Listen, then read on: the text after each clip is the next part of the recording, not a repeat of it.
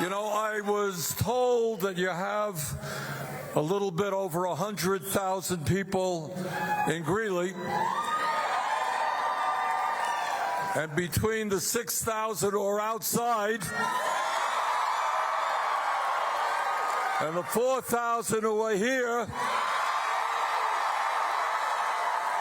I think we got 10% of the community at this rally right now. Thank you.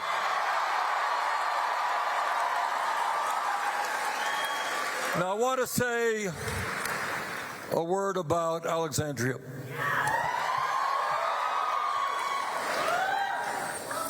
When Alexandria was a kid, you correct me if I'm wrong, she cleaned houses with her mom in order to make enough money for the family to survive. And then after she graduated college, she was a barista, working paycheck to paycheck. But what she did, as she looked around her and in her community in Bronx, New York, is she saw that change had to come. And so what she did is decided to run for Congress, and people said, "What, are you kidding?" The guy who represents the district was one of the most powerful members of Congress. He had access to unlimited kinds of money. How much money did you have when we started? You started? None. None. All right.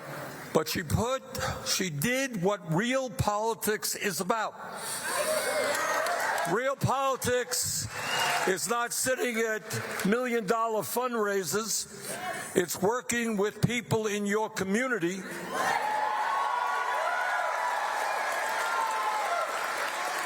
And she worked hard, and her friends worked hard, and she pulled off a major upset.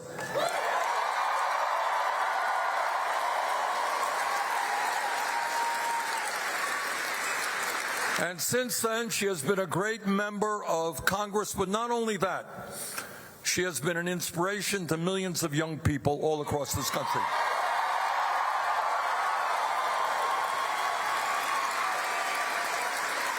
Now, the reason I say all of that is not just to praise Alexandria, and I love her, but is to tell you and the people of America that what Alexandria did, you can do.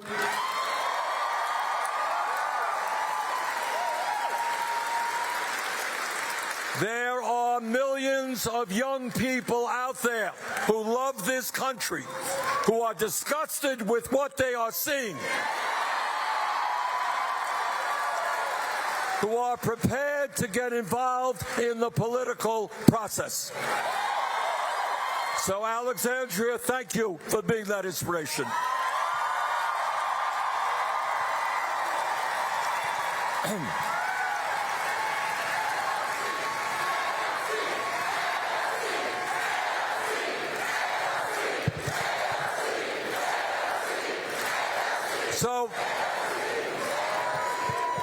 So why are Alexandria and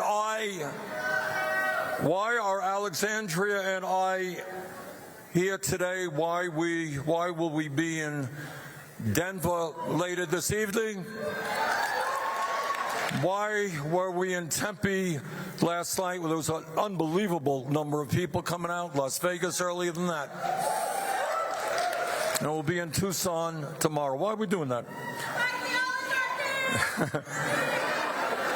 And we're doing that because this country faces a set of enormous crises.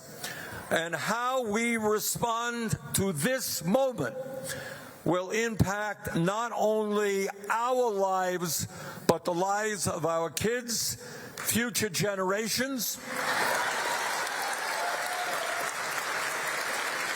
and in terms of climate change, will impact the future of this planet.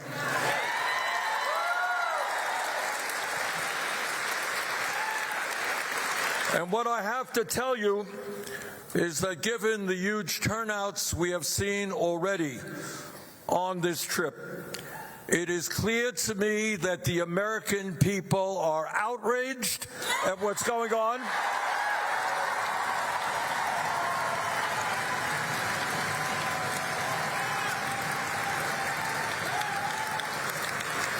And the American people are saying loud and clear, we will not accept an oligarchic form of society.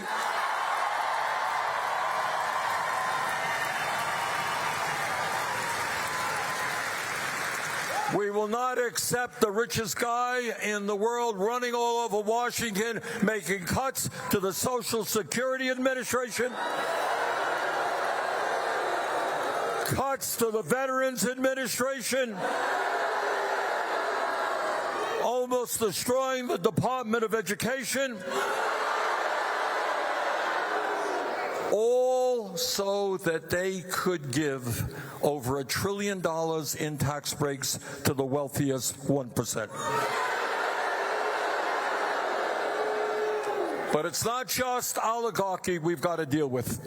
Under Trump, this country is moving very rapidly to an authoritarian form of society. Today, we have a president who is undermining our Constitution every single day,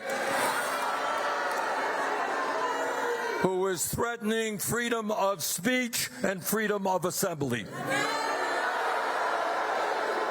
You know, I look back at the civics class that I took in the 6th grade a few years ago.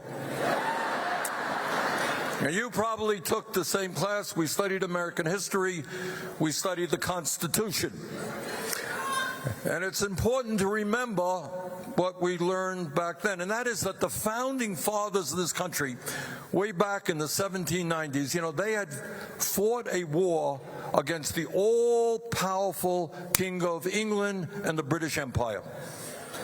And they're thinking, how do we create a new country in which one person will never, ever have the kind of power that the King of England has? So with a lot of debate, and these were really smart guys, a lot of debate, they said, you know what we are going to do is create a government and a constitution which has a separation of powers. And that means we're going to have a executive branch and a president, a lot of power. We're going to have a Congress, a lot of power. We're going to have a judicial branch, a lot of power. And that is what they put together. And that is precisely what Donald Trump today is trying to undermine. First Amendment to the Constitution is the all-important freedom of speech. And in a way that is unprecedented, Trump is trying to intimidate the media and anyone who speaks out against them.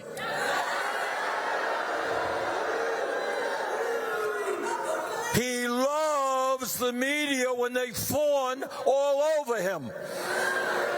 But like other cowards, he can't stand to be criticized.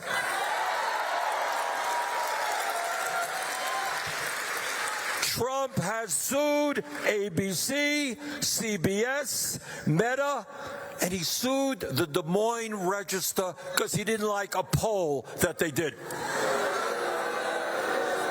His FCC is now threatening to investigate PBS and NPR. He has called CNN and MSNBC illegal. In other words, the so-called leader of the free world is afraid of freedom.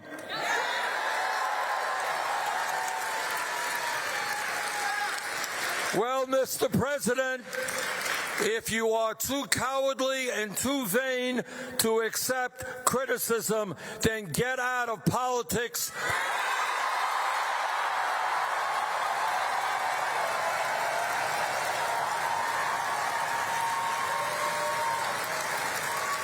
Because that is precisely what democracy is about. That's what the beauty of democracy is about. It's your ideas and my ideas, and we argue about them, and we vote on them. It's not do as I want, or I'm going to investigate you. But it is not just the media that he is going after. He's going after the constitutional responsibilities of Congress. Congress, under the Constitution, has the power of the purse. And every day, he is challenging that, slashing funding without authority that only Congress can do. Trying to wipe out agencies that Congress has created and only Congress can eliminate. But it's not only the media and Congress that he is going after. The third branch of government is the judiciary, and what they are supposed to do, what the federal courts do, is rule on whether laws are constitutional in their judgment or not. What the president does, constitutional or not. And there have, let me tell you, been many decisions coming down from this Supreme Court that I abhor. Their Citizens United decision, one of the worst decisions ever rendered. Their decision to overturn Roe v. Wade, a horrible decision.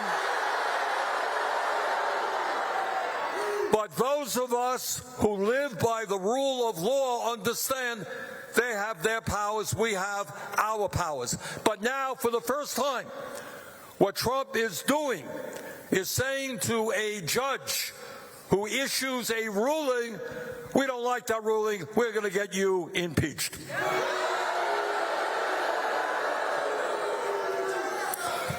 President Trump, millions of Americans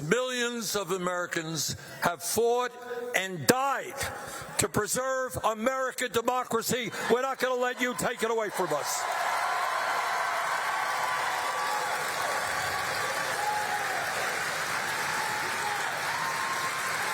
And we thank all of those veterans who put their lives on the line to defend democracy.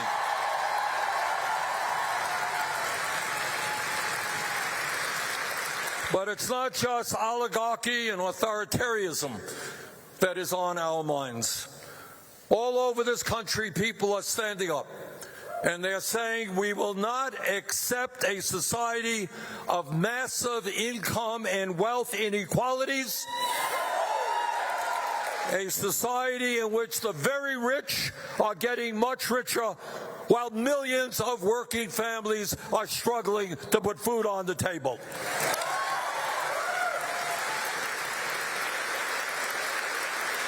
And what people are saying is that in the richest country in the history of the world, we are going to fight for and create an economy and a government that works for all of us, not just the 1%.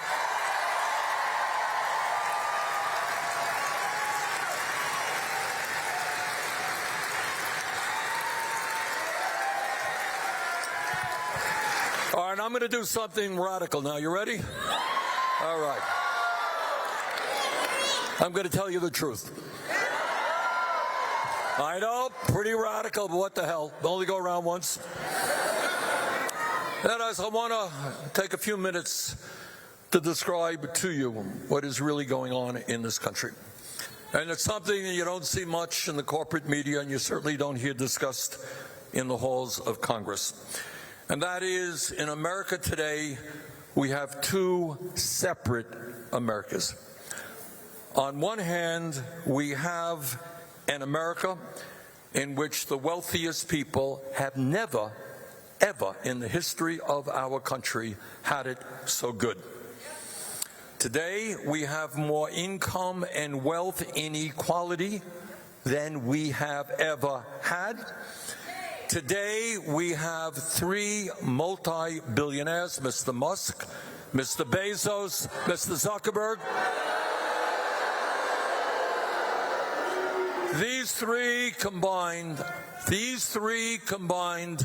own more wealth than the bottom half of American society, 170 million Americans. Now, we don't talk about it much for obvious reasons.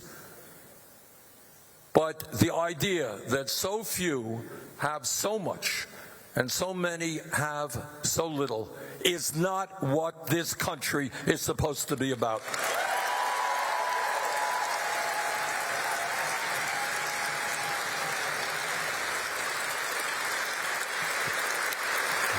And further, let's take a look at concentration of ownership in the economy. You know what we hear? Kids read in school books, we are a society. People go out and they start their own small businesses. Free enterprise is great. Everybody competes against each other. That ain't the case.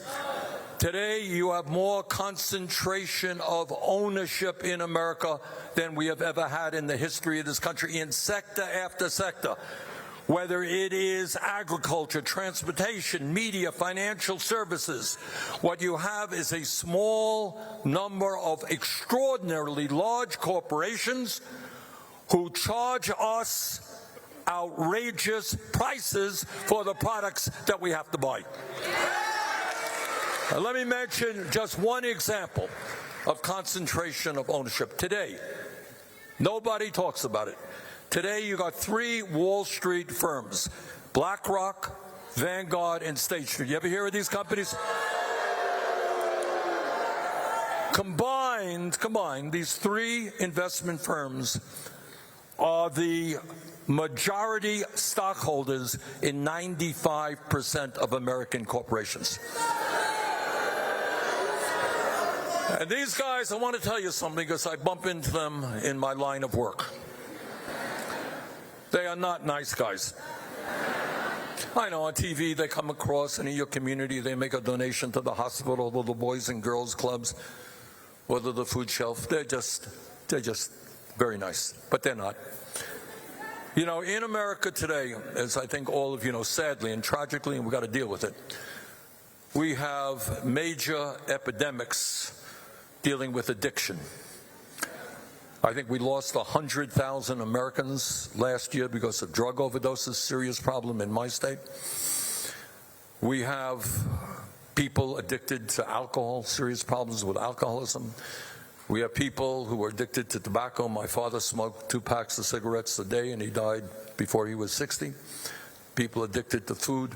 But I will tell you this, in the midst of all of these addictions, the worst and most dangerous addiction we have is the greed of the oligarchs.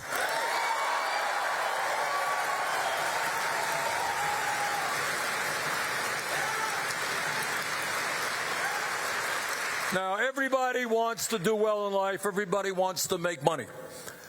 But you would think that if you had a few $1 billion or $10 or $20 billion, you would not feel obliged to step on the backs of poor people to become even richer.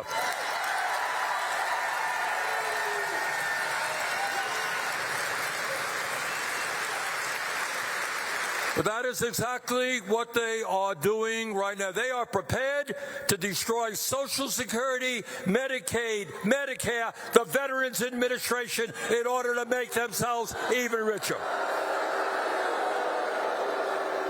And these guys have no sense of what goes on in the real world. They live in another planet. They own mansions all over the world. They go on vacations to their own private islands. When they want to go someplace, they don't go into the car. They go into the planes or the helicopters that they own. Send their kids to the best private schools and colleges. That is their world. Let me tell you about another world, the other America that we don't talk about. And that is today in the richest country in the history of the world, 60% of our people are living paycheck to paycheck. You all know what paycheck to paycheck is? Some of you live in paycheck to paycheck. I grew up in a family, lived paycheck to paycheck. Know a little bit about that. And what that means is people today are wondering, how are they going to pay their rent if their landlord raises the rent by 20%? How are they going to pay $20,000 a year for child care when they're only making $50,000 a year? People want to buy decent, good quality food for their kids. Walk into a grocery store, can't afford that food because the prices of food are sky high. People get sick. Their kids get sick. They're uninsured or underinsured, and they're saying, how in God's name am I going to be able to take my kid to the doctor's office? At the end of the month, people have thousands of dollars in credit card debt, paying 20, 30% interest rates. How the hell do I pay those rates? And what happens if my car breaks down? Something as simple as that happens every day. And I go to the car shop and the guy says $1,000. Get it fixed. I don't have the $1,000. What do I do? What do I do if I can't get my car and I can't get to work? And if I can't get to work, I get fired. And if I get fired, how do I take care of my family?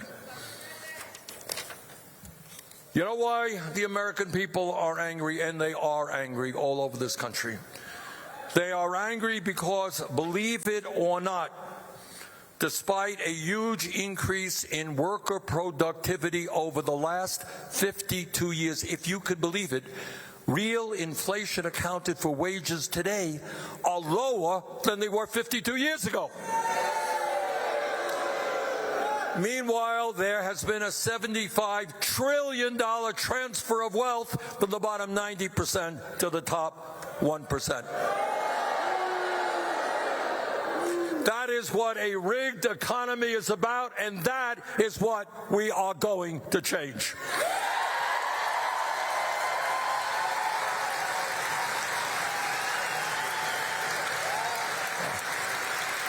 So let's also take a look at other aspects of American society. Anybody here think our healthcare system is working well? It is a broken and dysfunctional and cruel healthcare system.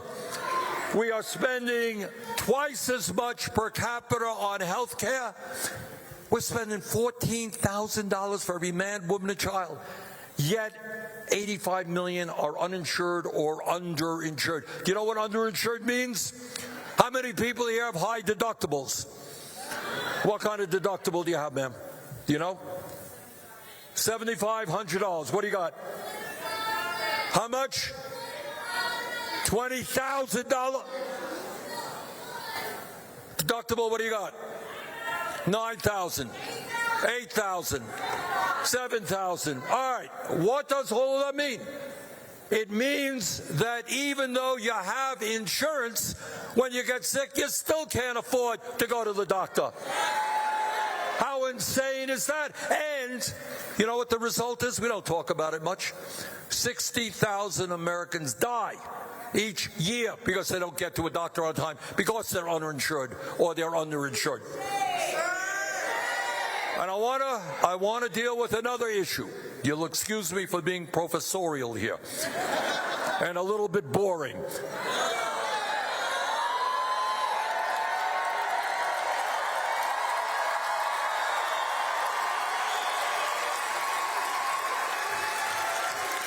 But it's important that we know this. And here's again a fact never or very rarely talked about. Right? Here's the fact.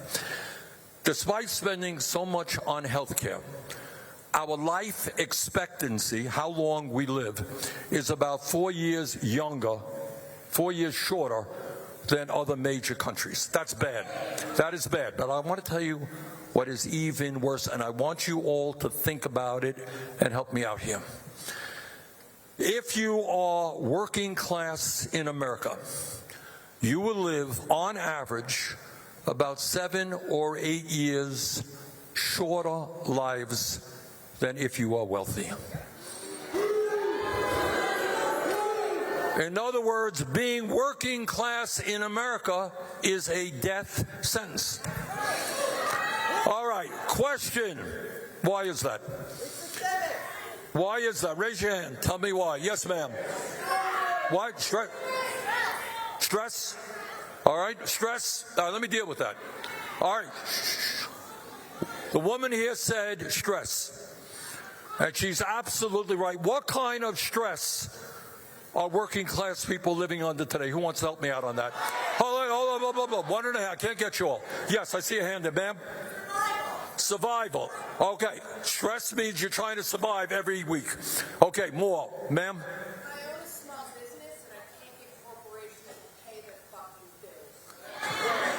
I own a small business and I can't get corporations to pay their bills. Yes, ma'am. Financial stress. Yes, ma'am. Taxes. Tuition. Yup, way back there, ma'am. What? Safety. Okay, yes. What? Dental. Dental work. Thank you for raising that issue. Anybody have a problem with the cost of dental care in America? Bloody right. All right, other issues. Yeah, I see a hand. Young man back there. Yeah. Workplace safety. Okay. Yes, ma'am. Mental health. All right, look, we can spend 2 hours going on here. All right, but here is the bottom line. When you are struggling paycheck to paycheck, you are worried about how you survive every single week. And doctors call this almost the physiology of poverty. That stress that you live with 24 hours a day eats away at your body and your mental health. And that is the major reason why working class people are dying 7 years earlier than the rich. It is a shame, but it's more than a shame. It is unacceptable.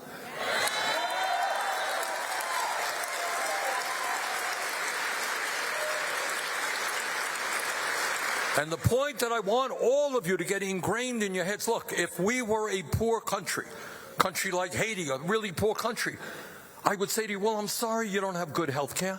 Sorry you don't have good dental care. Sorry you can't send your kids to college. We're a poor country. We can't afford it.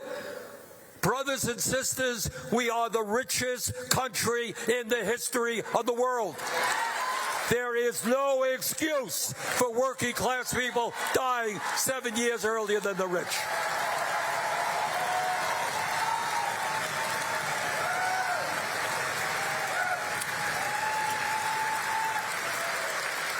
There is no excuse that 1 out of 4 Americans cannot afford to fill the prescriptions that their doctors write for prescription drugs. There is no excuse that in the richest country on earth, 800,000 Americans are homeless, and 20 million people, including people in this room, pay 40, 50% of your incomes for housing.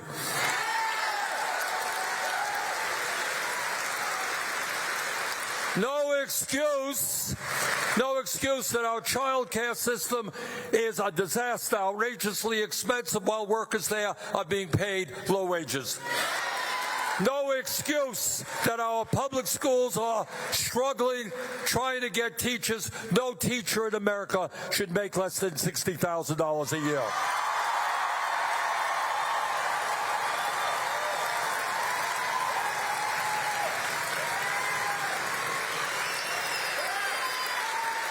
So, my friends, why is all of this happening? Why is it that the rich get richer and working class people die younger than they should? Well, it has everything to do with the fact that we're living in an oligarchic form of society.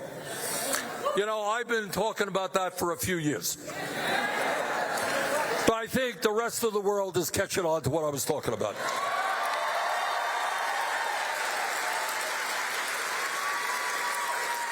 And the reason is you got to be dumb and blind not to see what's going on. You got a President Trump getting inaugurated, and I must tell you, one of the more bizarre experiences of my life was I was kind of pushed into the front row of that. And there I am, there's Trump, and right behind him, you got Musk, Bezos, and Zuckerberg. three wealthiest guys in the country. And then behind them, you got 13 other billionaires who Trump nominated to head up various government agencies. You know, Abraham Lincoln talked about a government of the people, by the people, for the people. Well, Trump has a government of the billionaires, by the billionaires, and for the billionaires. And what these guys are busy doing right now is going after Medicaid, going after Social Security, going after nutrition. Rich want to get richer, and they don't care who they step on. Now, it is imperative that we fight Trump every step of the way. And by the way, it is not just on domestic issues. This country has a 250-year history, and never before have we had a president ally himself with a terrible dictator like Vladimir Putin.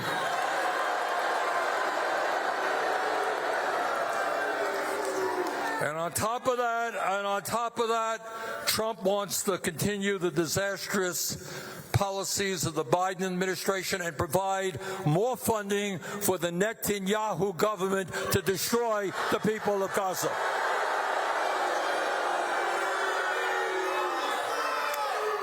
All right. Our job, though, is not just to play defensive. We've got to get on the offensive as well.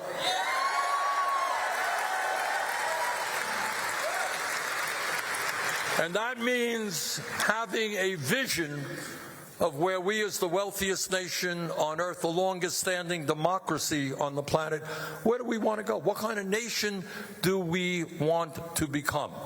And for a start, the profound issue that must be dealt with is we must end this corrupt campaign finance system.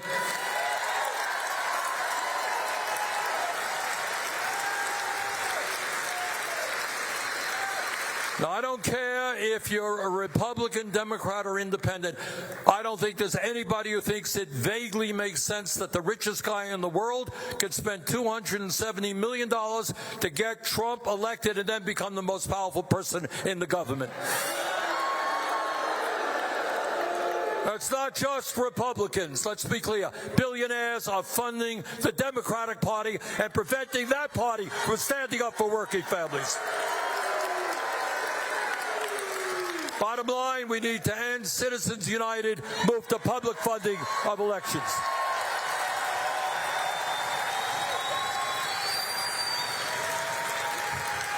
Trump wants to give massive tax breaks to billionaires. Our view, it's time that the billionaires started paying their fair share of taxes.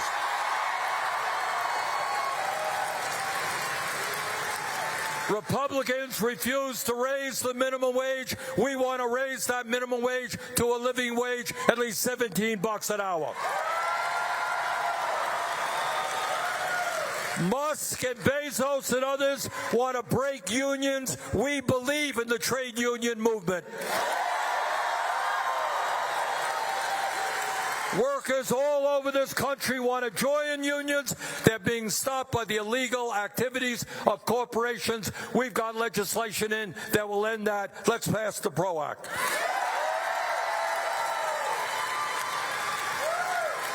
Trump and his friends want to cut Social Security. We're going to expand Social Security by lifting the cap.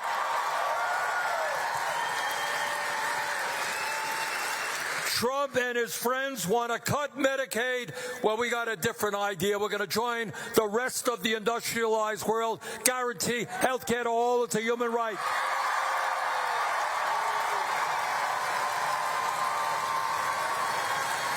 We're going to fight and pass Medicare for all, single payer. In a competitive global economy, we need the best educated workforce in the world.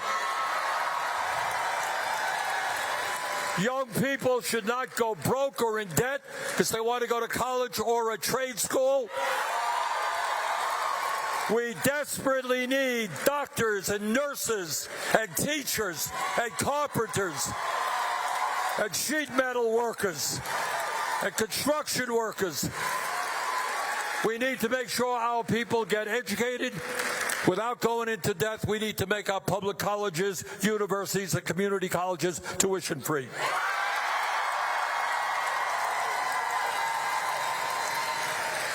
We need to save the planet.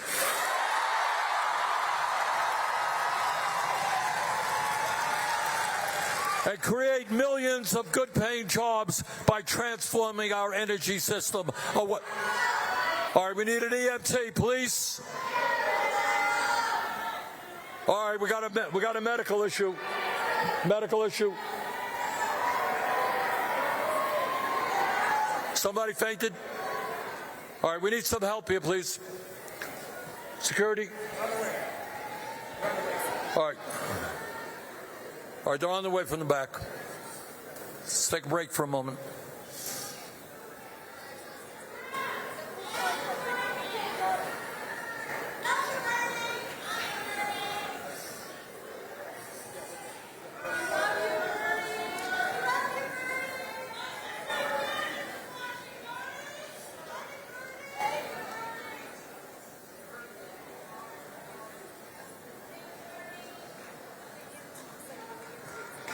What? Yeah.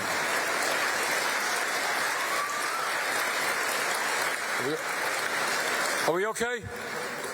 Okay, good. All right. Thank you.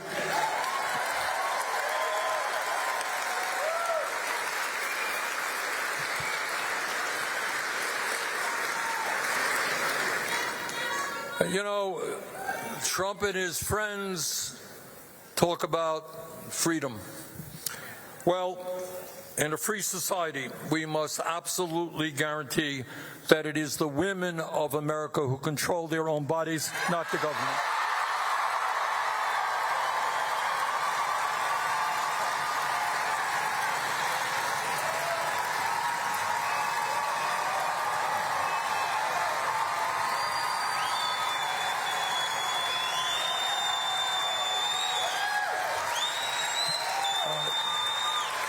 Look, let me end on this note. And the note is that this is a very difficult time in the history of our country. It's not the first difficult time that we've had. Remember, we've gone through a civil war. We've gone through slavery. We've gone through workers trying to form unions and getting beaten up and killed. We've gone through a depression.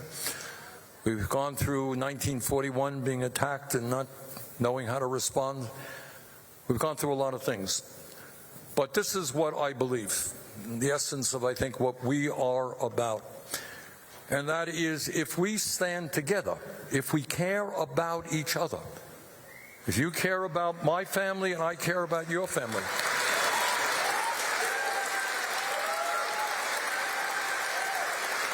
if we don't believe that the goal in life is just to make billions and step on other people and to lie, cheat, and steal, if we believe that love and compassion is what motivates us,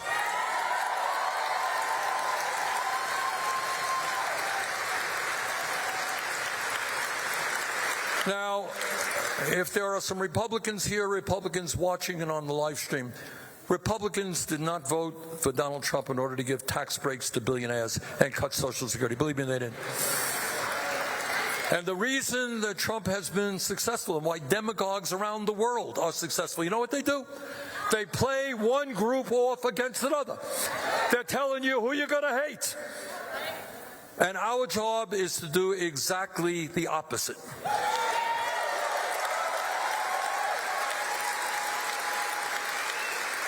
The right wing wants to divide us up based on the color of our skin, or where we were born, or our religion, or our sexual orientation. And our job is to come together.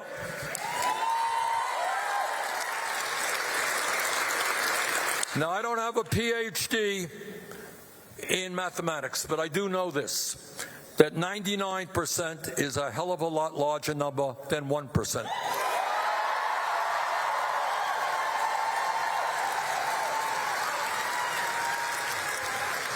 So if we stand together, are strong, are disciplined, are smart, I have every reason to believe, deeply in my heart, that not only will we defeat Trumpism, but we can create the kind of nation that we deserve. Thank you very much.